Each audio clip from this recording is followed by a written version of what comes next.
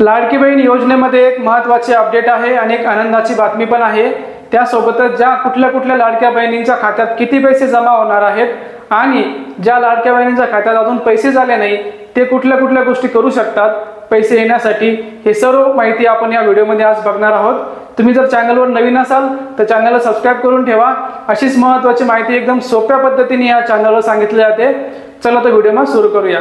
आता पहिली गोष्ट, कुठल्या लाडक्या बहिणींच्या खात्यामध्ये किती पैसे येणार आहेत। आता ज्या लाडक्या बहिणींच्या खात्यामध्ये 3000 रुपये ऑगस्ट महिन्यामध्ये आले होते त्या लाडक्या बहिणींच्या खात्यामध्ये 1500 रुपये आता यायला सुरुवात झालेली आहे आणि भरपूर लाडक्या बहिणींच्या खात्यात पैसे हे ऑलरेडी आलेले आहेत।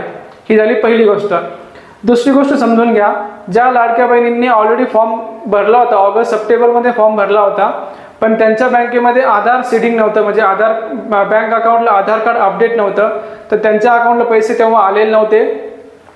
पण ते पैसे आता जर आधार कार्ड सीडिंग झालं असेल तर त्या लाडक्या बहिणींच्या खात्यामध्ये टोटल 4500 रुपये जमा व्हायला सुरुवात झालेली आहे आणि भरपूर लाडक्या बहिणींच्या खात्यात 4500 रुपये हे आलेले आहेत। आता जर तुमच्या अकाउंटला अजून काही पैसे आलेले नसतील तर तुम्ही पहिली गोष्ट हे चेक करा की तुम्ही तुमचा फॉर्म भरला होता, ज्याही ठिकाणी फॉर्म भरला होता तुम्ही तिथे जाऊन चौकशी करा की तुमचा फॉर्मचं स्टेटस काय आहे। तुमचा फॉर्म जर अप्रूव्ड झाला असेल म्हणजे मंजूर झाला असेल आणि तुमच्या बँक खात्यात जर आधार कार्ड लिंक झाला असेल तर पैसे येण्याचा मार्ग मोकळा झालेला आहे, तुमच्या अकाउंटला पैसे येऊ शकतात। पण जर तो झाला नसेल तर लवकरात लवकर आधार कार्ड हे तुमच्या बँकेत जाऊन अपडेट करून घ्या, त्यामुळं पैसे येण्याचा मार्ग हा मोकळा होईल। आता ज्या लाडक्या बहीण बँकेत जाऊन कंटाळल्या असतील चक्रा मारून आधार कार्ड अपडेट करण्यासाठी, त्यांच्यासाठी एक सोपा उपाय आहे। पण हा उपाय जो आहे हा सर्वात शेवट तुम्ही करू शकता।